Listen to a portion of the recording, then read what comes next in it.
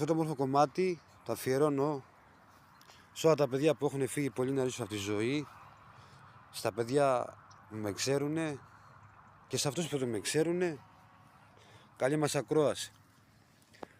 Το ψωμί της ξενυχτιάς είναι πικρό, το νερό της θολό και το στρώμα σκληρό, τα λεφτά που αποκτάς τα βλαστημάς, υποφέρεις, πονάς.